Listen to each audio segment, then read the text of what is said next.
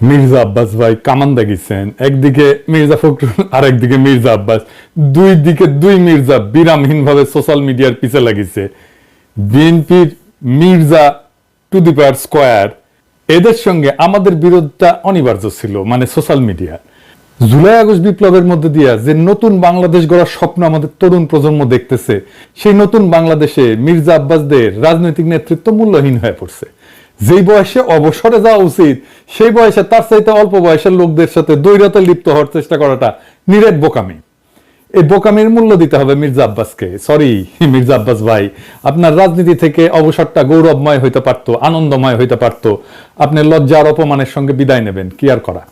কাউকে শয়তানে কখনো লাড়ে চারে, আপনারও শয়তানে লাড়ছে। আমি কিন্তু মির্জা আব্বাসকে কিছুই বলি নাই। উনারা কেউ সরে বাচ্চা বলে গালি দিছে, আমি জানতাম না কে গালি দিছে। ওটা প্রথম শুনি মির্জা ফখরুলের মুখে। উনি বলতেছেন মির্জা আব্বাসকে সরের বাচ্চা বলছে, কত খারাপ কাজ করিছে। মির্জা ফখরুল আর মির্জা আব্বাস কিন্তু বিরোধ আছে, রাজনৈতিক বিরোধ আছে, এক গ্রুপে না কিন্তু তারা। যারা বিএনপি করেন তারা জানেন। কিন্তু মির্জা ফখরুল তো ছাত্র ইউনিয়ন করালো, উনি গিরিঙ্গি কেমন করে করতে হয় এটা ভালো জানেন। উনি কায়দা করে মির্জা আব্বাসকে সামনে দিয়ে দিলেন আমাদের। আর মির্জা আব্বাস ভাই কিছু বুঝা না বুঝা আইসা শুরু করলেন ব্যাটিং করা। মানে যে গালিটা মির্জা ফখরুল দিতে পারবে না, সেটা মির্জা আব্বাসকে দিয়ে দেওয়াইলেন আর কি। হ্যাঁ, এটা গিরিঙ্গি আর কি, ছাত্রী গিরিঙ্গি, আমি বুঝতে পারি এই সমস্ত। আচ্ছা মির্জা আব্বাস ভাই, আপনি বলেন আমি কি ভুলটা বলছি? আমি বলছি বারাক ওবামা যখন আমেরিকার প্রেসিডেন্ট, তখন তাকে ফিলিপাইনের প্রেসিডেন্ট বেশার বাচ্চা বলে গালি দিছিল। আর বারাক ওবামা সেটাকে হজম করছে। আপনি একজন পলিটিশিয়ান হয়ে সেটা হজম করতে পারবেন না কেন? আমি তো নিউজটা দেখাইছিলাম, আমি তো মিশা নিউজ দেখাই নাই, তাই না? আপনি গালি খাইতে চান না, তাহলে রাজনীতিতে আসছেন কেন? মসজিদের ইমাম হন, কেউ গালি দিবে না। হিমালয়ে গিয়ে সন্ন্যাসী হন, কেউ গালি দিবে না। নবী রাসূলদের গালি দেয় মানুষ, আল্লাহর খোদাকে গালি দেয় মানুষ। আপনি কোন বালেশ্বর বাল হরিদাস পালাচ্ছেন, আপনারা গালি দেওয়া যাবে না? প্রেসিডেন্ট ম্যাকরন তো থাপ্পড় মারে, আপনি চর থাপ্পড় খাবেন, আপনারা রাজনীতিবিদরা গালি খাইবেন। এটা সহ্য করতে হবে, এটাই নতুন বাংলাদেশ। এবার আসেন আমরা ওনার বক্তব্যটা আলাদা আলাদা করে শুনি। জর্জ মিল্টন বকা দিয়েছে আমাকে, সেটাকে সমর্থন করেছে পিনাকি। অর্থাৎ জর্জ মিল্টন যে ভাষা আমাকে বকা দিয়েছে, পিনাকি সমর্থন করেছে। আমি বলতে চাই যে ওরা সবাই একই বংশের, একই গোত্রের সন্তান। কোনো ভদ্রলোককে এভাবে গালি দিতে পারে না। আমি ঢাকার মানুষ,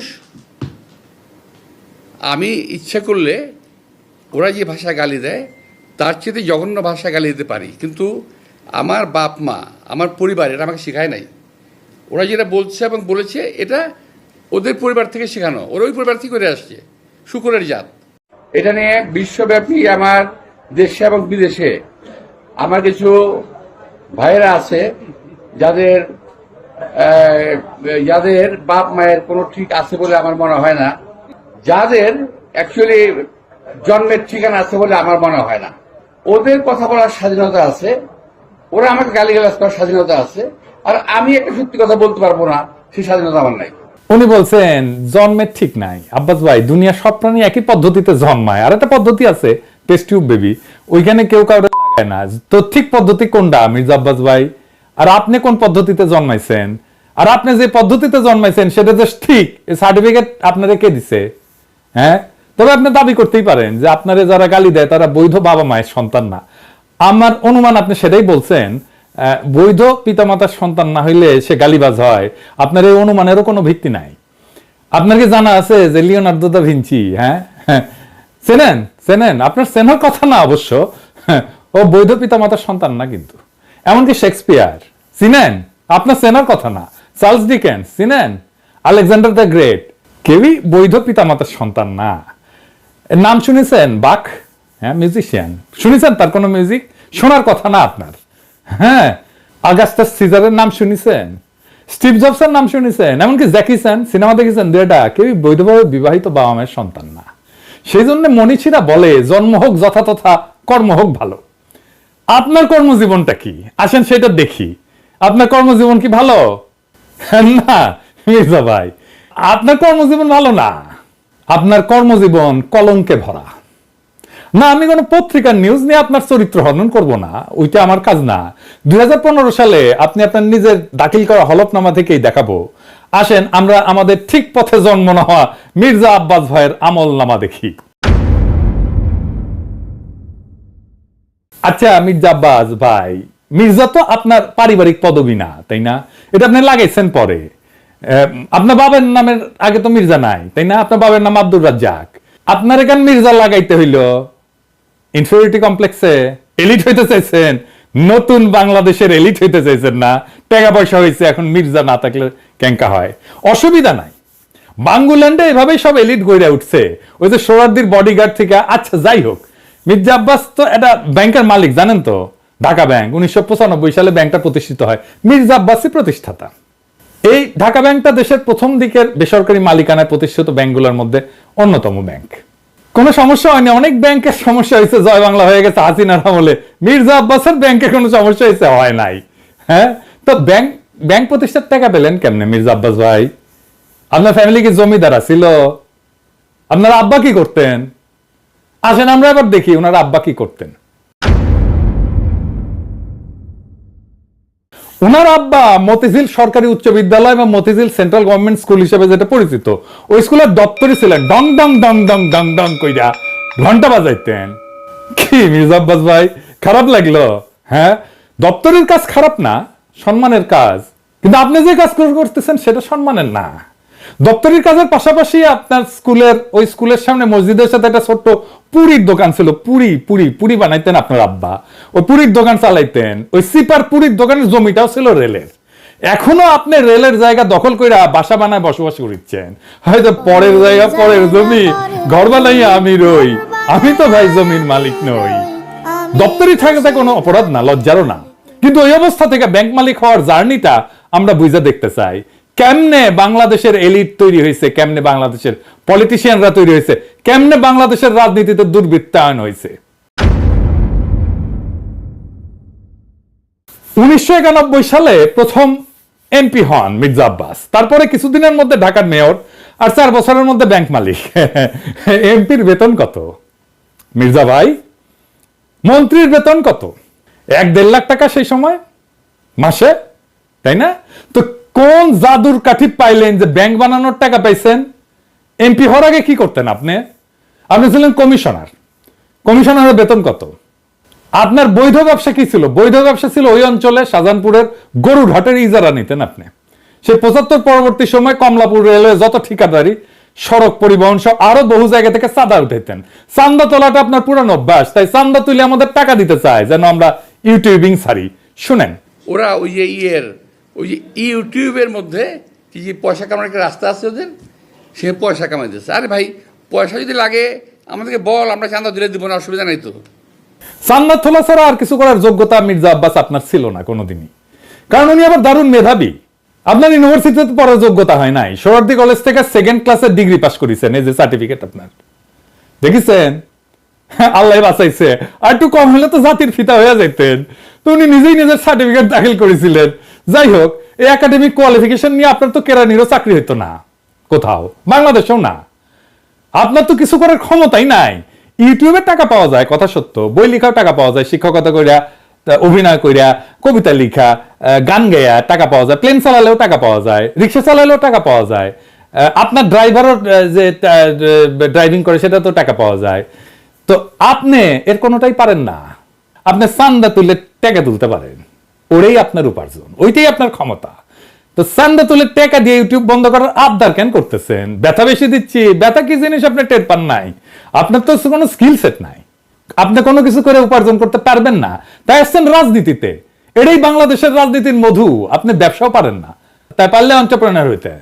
তো সম্পদ তৈরির জন্য চান্দাবাজি করেছেন, করেন, এখনো করেন, বোঝা গেল। কিন্তু কোন জাদু বলে ব্যাংক বানাইছেন সেটা আমরা খুঁজে দেখবো, গলায় পাড়া দিয়ে এটা বের করব। আমরা আরো আগে যাই, 1971-এ আপনি তখন মোটামুটি দামরা, কলেজে পড়েন, আপনি নিজে দাবি করেছেন আপনি মুক্তিযোদ্ধা। শোনেন, মূলত আমি এক কথা বলতে পারবো যে ওই 26শে মার্চের রাত্রে যদি আমরা ওই আওয়াজ না পেতাম, যদি আমরা, তাহলে দেশের মানুষের ভাগ্য নিয়ে বহু লোকই সিনেমিনি খেলার সুযোগ পেত, সেটা পায়নি। পরবর্তীতে আমরা মুক্তিযুদ্ধে যাই এবং দেশের স্বাধীনতা যুদ্ধে অংশগ্রহণ করি। এটা আবার বিএনপির পেজ থেকে শেয়ার দেওয়া। এই বক্তব্যে উনি বলছেন মুক্তিযুদ্ধে কি করেছেন সেটার কোনো কিন্তু উল্লেখ নাই। 25শে মার্চে কি হয়েছে, শাহজাহানপুরে ওনার বাসা থেকে কি দেখেছেন, ওইটুকুই শুধু বলতে পারেন, তার বাইরে আর যাইতে পারেন না। তার বাইরে গেলে জিয়াউর রহমান মুক্তিযুদ্ধের ঘোষণা অমুক তমুক ওই জায়গায় চলে যান। উনি কোথাও মুক্তিযুদ্ধ করেন নাই। কোন সেক্টরে যুদ্ধ করেছেন, কোথায় ট্রেনিং নিছেন, কারা ছিল সহযোদ্ধা, মিছা কথা কইতে লজ্জা লাগে না মির্জা আব্বাস? এটা চেনেন? 1971-এ পাকিস্তানি বাহিনী তার নাম শুনলে কাপড় নষ্ট করে ফেলতো। ঢাকার গেরিলা মুক্তিযোদ্ধা সাদেক হোসেন খোকার দলের। আমি তার কাছ থেকে জানছি আপনি মুক্তিযুদ্ধ করেন নাই। এমনকি আপনি এই যে যারা মুক্তিযুদ্ধ করছে একই সময় ঢাকায়, আজম খান, ইকবাল সুফি, আলমাস লস্কর, কাজী মোহাম্মদ হেদায়েতুল্লাহ, মোহাম্মদ শফি, খুরশিদ আব্দুল মতিন, আবু তাহের, মোহাম্মদ বাশার, খন্দকার আবু জায়েদ, জিন্না, ফরাদ জামিল, ফুয়াদ, মোহাম্মদ শামসুল হুদা, ডক্টর নিজাম, জাহের, কোসি, ঢাকার মুক্তিযুদ্ধের সেই উজ্জ্বল নামগুলা কারো বন্ধু সার্কেলের লোকও আপনি ছিলেন না। 1971-এ মুক্তিযুদ্ধের যাওয়ার সাহস হয় নাই, আজ এসছেন 71 বাঁচাইতে, দ্বিতীয় স্বাধীনতাকে অস্বীকার করতে। বাহ বাহ, চমৎকার চমৎকার। আর এক জাফর ইকবাল রাজনীতিতে আবার বলছেন আমরা নাকি হাসিনারে যারা সমর্থন করছে সে ব্যবসায়ীদের বিরুদ্ধে কিছু বলি না। শুক্রের গ্রুপ ওরা কিন্তু দেখেন, ওরা শুধু রাজনীতিবিদদের পিছনে লেগেছে, কিন্তু যারা নাকি এই যে হত্যাকাণ্ড ঘটালো, এই যে ছাত্রদের হত্যাকাণ্ডটা ঘটালো, একটা বিশাল একটা ব্যবসায়ী গ্রুপ আছে না, আপনারা দেখেন নাই 3 তারিখে, 3 তারিখে আগস্টের 3 তারিখে যারা হাসিনার সঙ্গে দেখা করেছিল, মিটিং করেছিল এবং বিভিন্ন ভাষায় তাকে এমনভাবে কথা বলেছিল যে হাসিনা খুন করতে উৎসাহিত হয়েছিল, তাদেরকে এমনভাবে প্রভোগ করা হয়েছিল যে হাসিনাকে খুন করতে উৎসাহিত করা হয়েছে।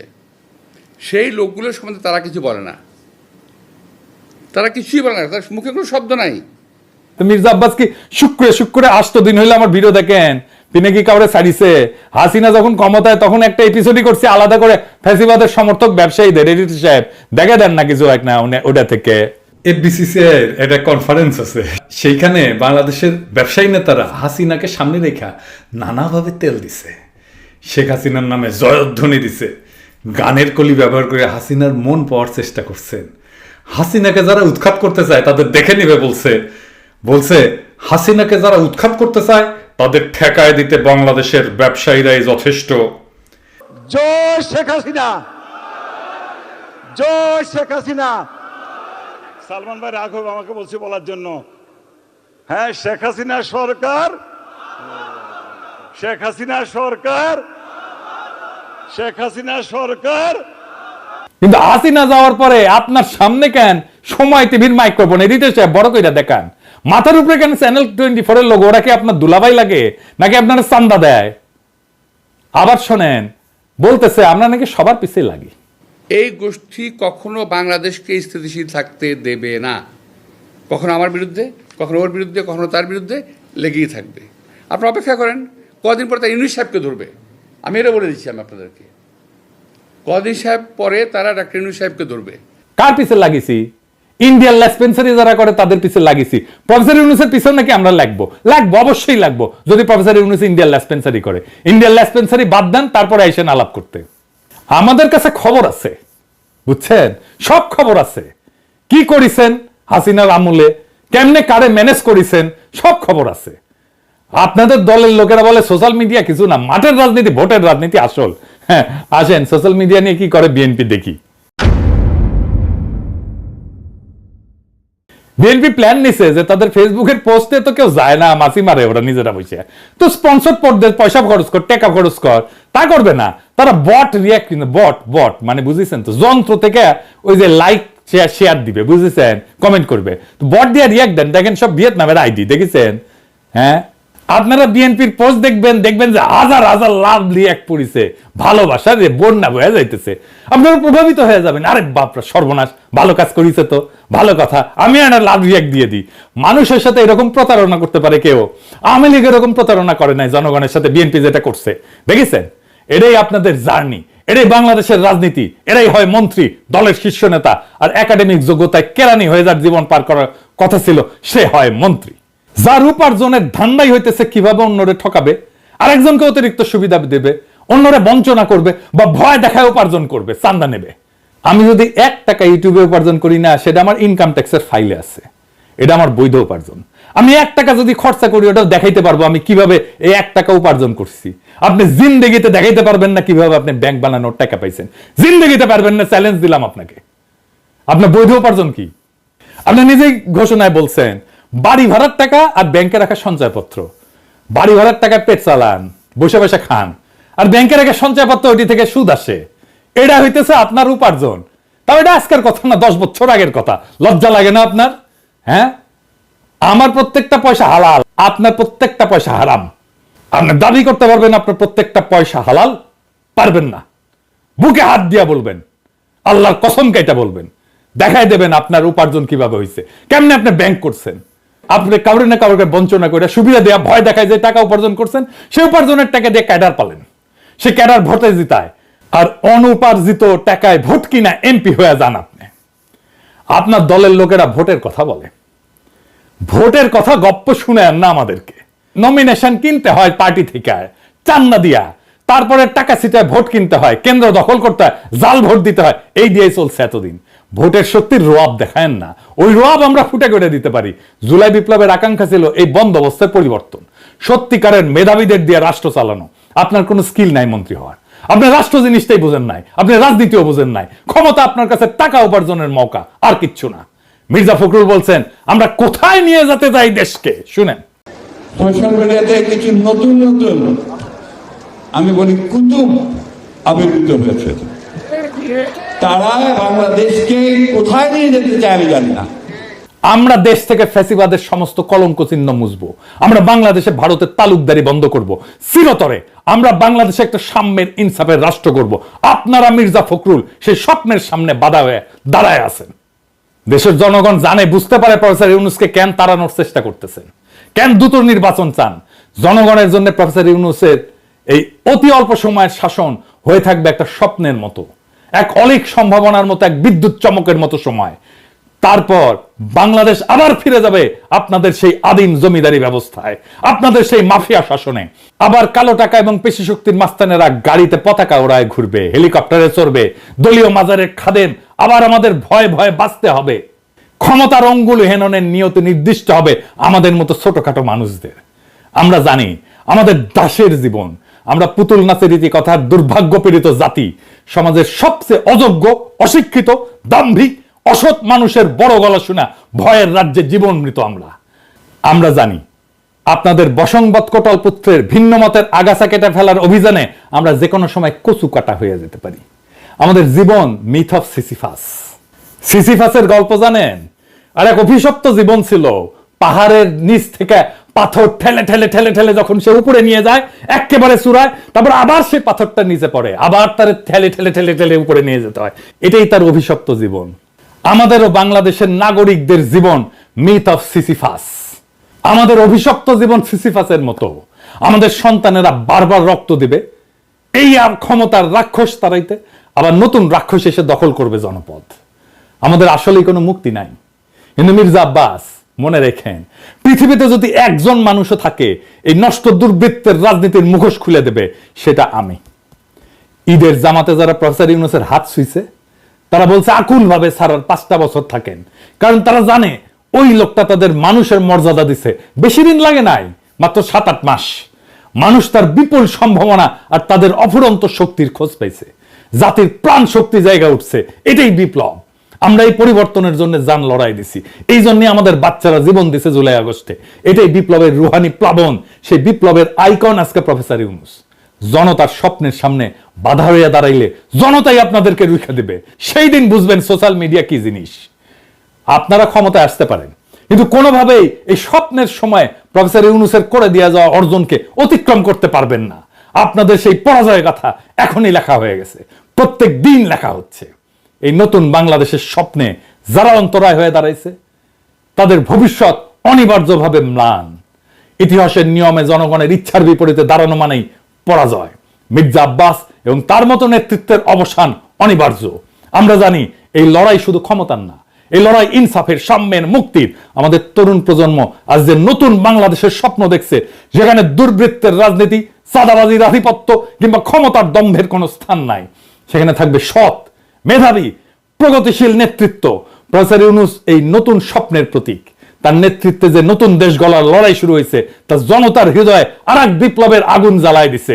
এই আগুন নিভে যাওয়ার না। জনতা জানে, জনগণ জানে এই পরিবর্তন তাদের জীবনের, তাদের ভাগ্যের, তাদের সন্তানের ভবিষ্যতের প্রশ্ন।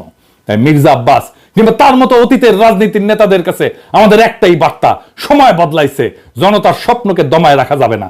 নতুন বাংলাদেশে মিথ্যা, দুর্নীতি, ক্ষমতার অপব্যবহার থাকবে না। আমাদের লড়াই চলবে জুলাই আগস্ট বিপ্লবের প্রকৃত অর্থ বাস্তবায়ন না হওয়া পর্যন্ত। এই নতুন বাংলাদেশের স্বপ্ন বাস্তবায়নের পথে প্রত্যেকটা বাধাকে পাড়ায় আমরা আগায় যাব একটা সত্যিকারের স্বাধীন, সম্যের, ইনসাফের, মানবিক বাংলাদেশের পথে। ইনকিলাব জিন্দাবাদ।